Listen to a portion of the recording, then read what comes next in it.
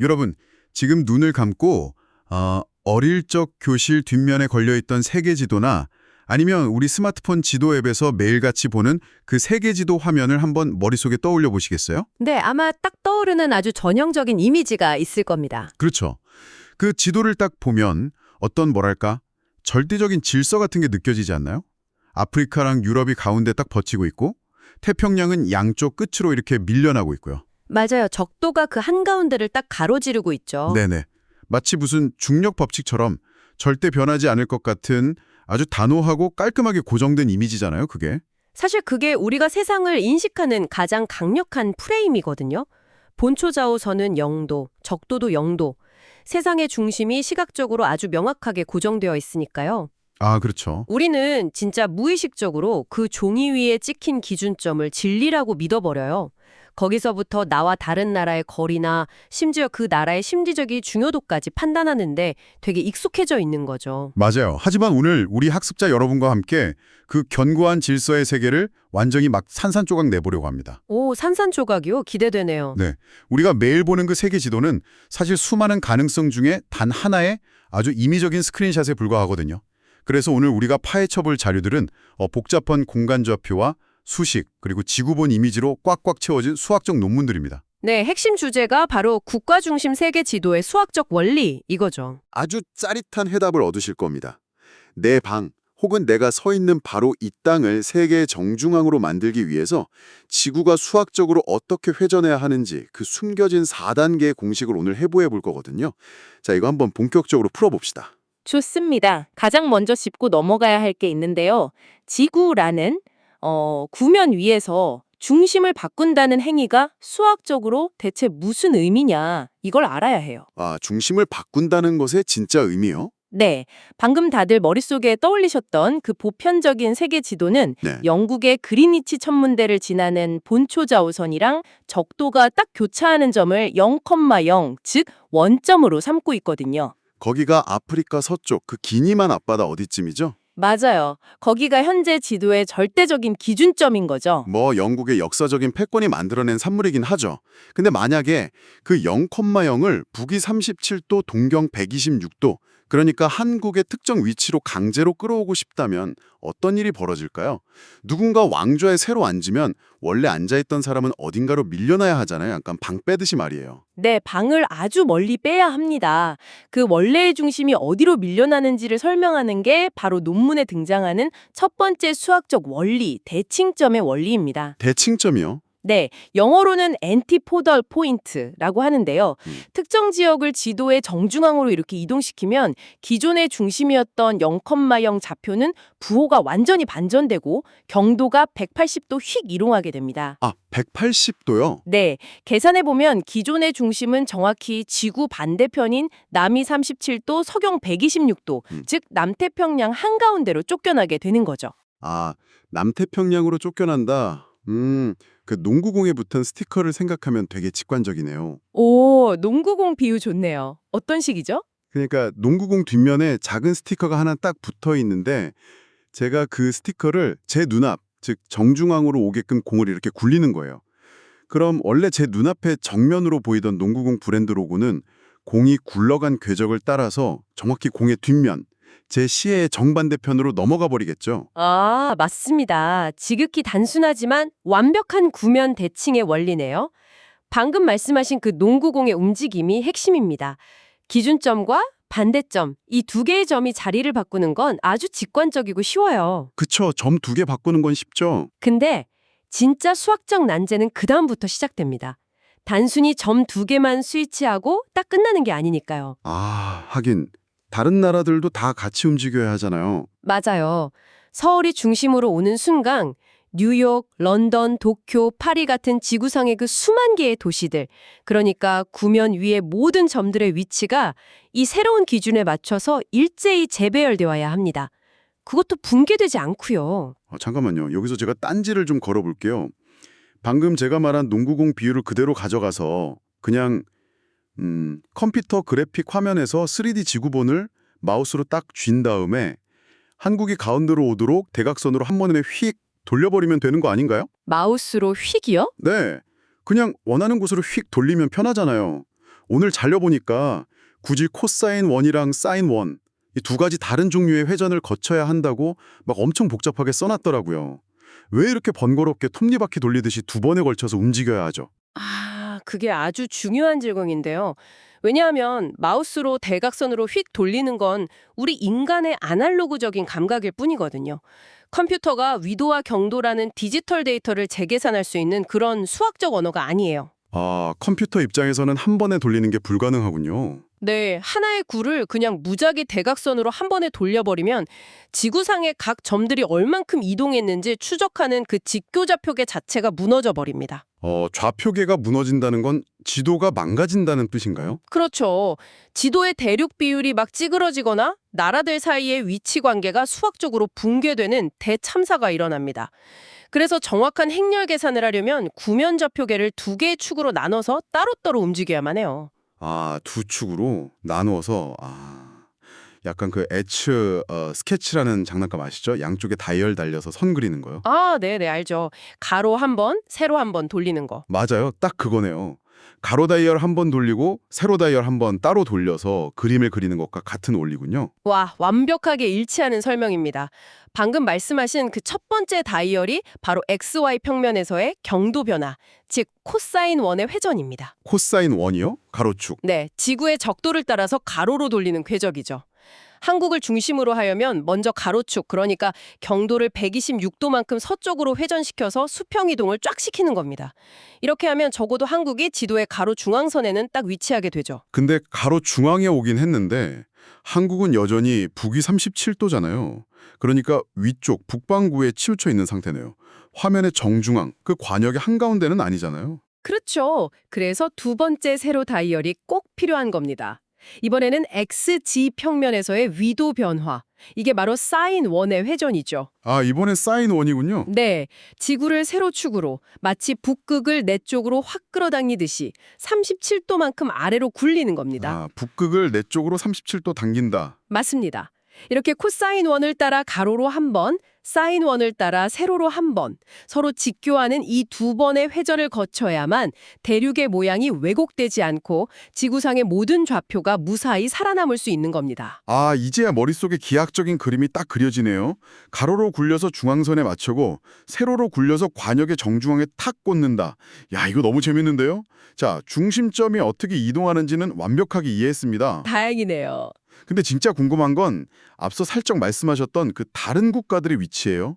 이 자료에서 수학적 밀도가 막 가장 높았던 부분 있잖아요. 제3의 점이 이동하는 4단계 공식. 뉴욕이나 파리 같은 도시들은 대체 이 과정에서 어떻게 자기 새 주소를 부여받는 건가요?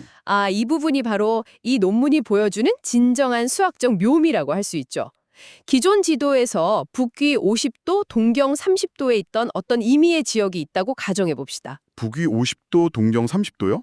네. 이 4단계 공식을 따라가면 이 도시가 새 지도에서 어디로 날아가는지 완벽하게 추적할 수 있어요. 자, 1단계는 경도 회전입니다. 아까 호스트님이 말씀하신 그 가로 다이얼 돌렸던 걸 수식으로 푸는 거죠. 아, 가로 다이얼이요? 네, 원래 동경 30도였는데 기준이 될 한국의 경도인 126도만큼 지구가 반대로 돌았잖아요. 그러니까 그냥 단순하게 30에서 126을 빼주기만 하면 됩니다. 30-126이니까 마이너스 96. 즉, 서경 96도로 이동한 거네요. 1단계는 뭐 그냥 단순한 뺄셈이라 아주 쉽습니다. 그렇죠. 근데 2단계부터 갑자기 좀 낯선 개념이 툭 튀어나옵니다. 위도와 경도 데이터를 X, Y, Z 세 축이 있는 3차원 직교좌표계로 변환하라고 하죠. 네, 맞아요. 저도 그 부분 읽으면서 진짜 헷갈렸거든요. 우리가 지금 모니터에 띄울 평면 지도를 만드는 건데 왜 갑자기 3D 우주 공간으로 가야 하는 거죠? 왜냐하면 평면의 그리드 위에서는 그 지구라는 공면의 기울기를 정확히 계산할 수 없기 때문입니다. 위도랑 경도라는 각도 데이터만 가지고는 북극과 남극이 만나는 그 극점에서의 복잡한 곡률 변화를 수식에 온전히 담아낼 수가 없어요. 아, 각도만으로는 공면을 표현할 수 없다? 맞습니다. 그래서 이 각도 데이터를 일단 가상의 우주 공간에 떠 있는 3차원 구슬의 표면 좌표로, 그러니까 XYZ로 변환을 해주는 겁니다. 잠깐만요. 그럼 약간 이렇게 비유해 볼 수 있을까요? 종이에 그려진 평면 지도를 막 구겨서 3D 찰흙공에다가 둥글게 씌우는 느낌이요. 평면의 데이터가 입체적인 찰흙공의 표면 좌표로 변환되는 거죠. 와, 아주 훌륭한 시각화입니다. 진짜 딱 그거예요. 그렇게 찰흙공, 즉 3D 좌표로 변환하고 나면 되게 놀라운 일이 벌어집니다. 어떤 일이죠? XYZ축 중에서 Y축, 즉 동경 90도 방향을 관통하는 가로축의 값은 지구를 아무리 세로로 회전시켜도 변하지 않는 일정한 상수로 남게 되거든요. 아, 변하지 않는 축이 생긴다고요? 네, 이 변하지 않는 Y축이 일종의 문에 달린 경첩 같은 기준축 역할을 하게 되는 거죠. 그리고 그 위에서 코사인 50도를 기반으로 하는 새로운 회전의 반경이 딱 잡히게 됩니다. 오, 평면 지도를 찰흙공으로 만들고 흔들리지 않는 경첩 하나를 딱 달았다. 그럼 3단계는 돌리는 거겠네요? 문처럼? 완벽합니다.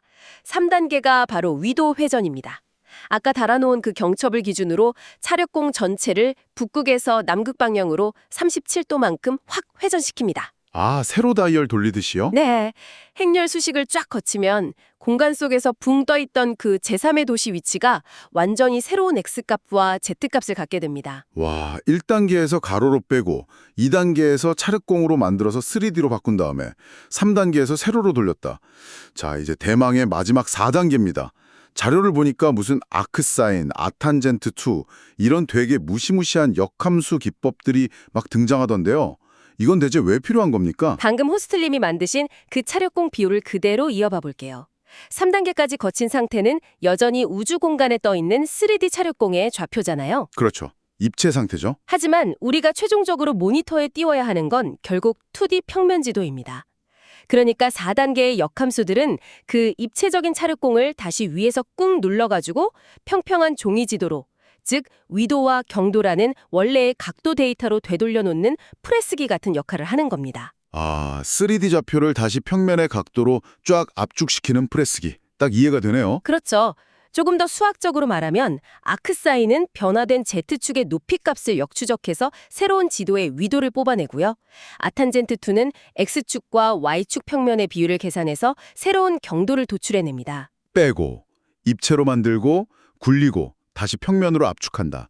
야, 이 네 가지 수식의 연쇄작용이 딱 끝나는 순간 그 찰흙공 위에 있던 도시는 새로운 지도 위에서 자기의 완벽한 새 주소를 찾게 되는 거군요. 맞습니다. 근데 여기서 진짜 놀라운 거는요. 공식에 파이C, 람다C라는 기호가 있는데 이 자리에 세상 그 어느 나라의 위도와 경도를 집어넣더라도 이 4단계 공식은 단 한 치의 오차도 없이 세상을 다시 조립해낸다는 겁니다. 와, 여러분 여기서 진짜 흥미로운 지점이 하나 발생합니다.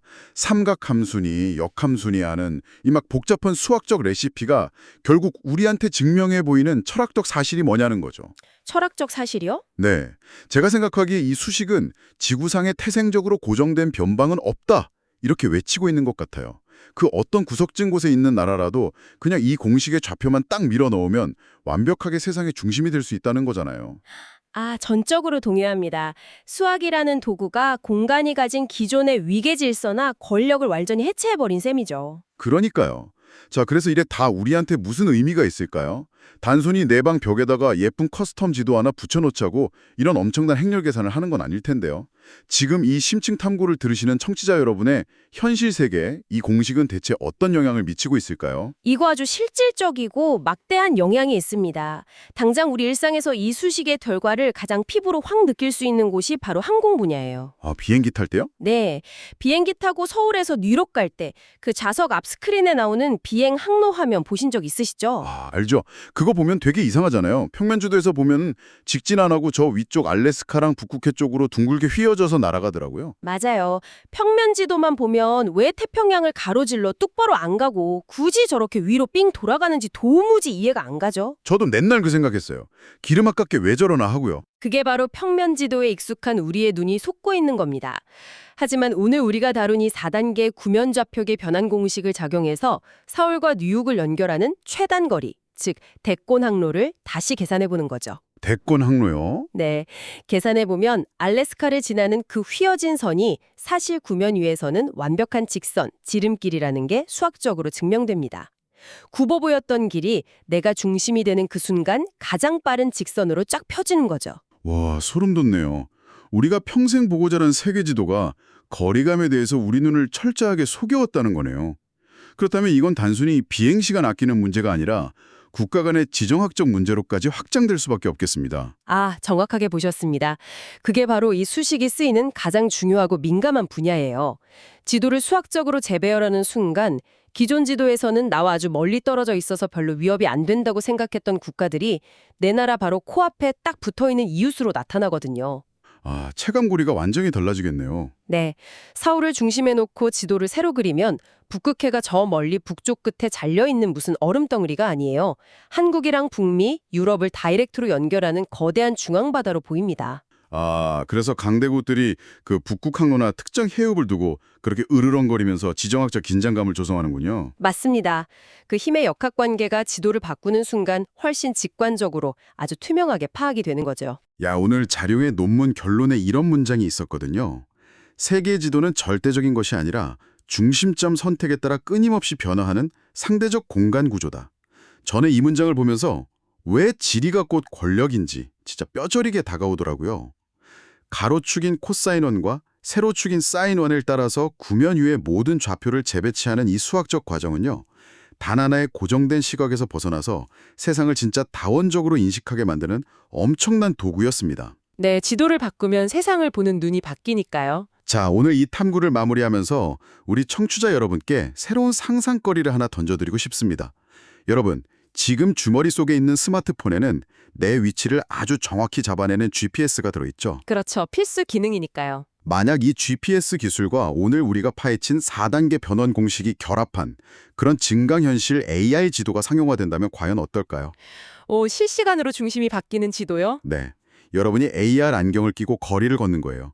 여러분이 북쪽으로 걸음을 옮기던 아니면 비행기를 타고 저 멀리 남반구로 날아가던 실시간으로 엄청난 행렬 계산이 막 돌아가면서 여러분이 딛고선 바로 그 1평방미터의 땅이 영원히 세계 지도의 0,0 중심점이 되는 겁니다. 이야, 그거 진짜 멋진데요. 한 걸음 내디딜 때마다 여러분의 위치에 맞춰서 아프리카 대륙과 태평양이 막 물결치듯이 실시간으로 꿈틀거리며 재배열되겠죠. 사실 기술적으로만 보면 당장 내일 그런 앱이 구현된다고 해도 전혀 이상하지 않은 이야기입니다. 수식은 이미 다 있으니까요. 그렇죠. 만약 태어날 때부터 모든 대륙이 자신을 중심으로 재배열되는 이런 AR 지도를 매일 보고 자라는 세대가 나타난다면 그들의 머릿속에 제1세계 중심부라거나 소외된 제3세계 같은 그런 지정학적 차별 개념이 애초에 생겨날 수 있을까요? 완전히 다른 세계관을 갖게 될 수도 있겠네요. 아니면 반대로 이런 약간 끔찍한 상상도 가능해요. 만약 어떤 독재 국가가 이 수학적 알고리즘을 막 악용해서 적대국의 위치가 훨씬 더 가깝고 위협적으로 보이도록 국민들의 스마트폰 중심점 수식을 은밀하게 조작해버린다면 어떨까요? 아, 지도로 공포심을 조작하는 거군요. 충분히 일어날 수 있는 시나리오입니다. 수학은 중심이라는 게 결국 환상에 불과하다는 걸 완벽하게 증명해냈지만 그 환상이 우리의 디지털 기기를 통해 극도로 개인화된 현실로 나타날 때 과연 그것이 인류의 편견을 완전히 부숴버릴지 아니면 새로운 공포를 조장하는 무기가 될지 진짜 참으로 서늘하면서도 흥미로운 질문입니다. 네, 기술과 수학이 던지는 아주 묵직한 화두네요. 우리가 오프닝에서 교실 뒷면에 걸려있던 단단하고 절대적이었던 그 세계 지도의 이미지를 떠올려 보았었죠. 오늘 이 대화를 통해서 여러분 머릿속에 있던 그 견고한 지도의 액자 유리가 산산조각 났기를 바랍니다. 세상의 중심은 누군가 미리 정해놓은 그곳이 아닙니다. 이 수학 공식이 완벽하게 증명하듯이 세상의 중심은 바로 지금 여러분이 계산을 시작하기로 마음먹은 바로 그곳이거든요. 네, 여러분이 서 있는 곳이 곧 0,0입니다. 네, 다음 시간에도 여러분의 세상을 확 넓혀줄 새로운 지식과 함께 돌아오겠습니다. 함께 해주셔서 감사합니다.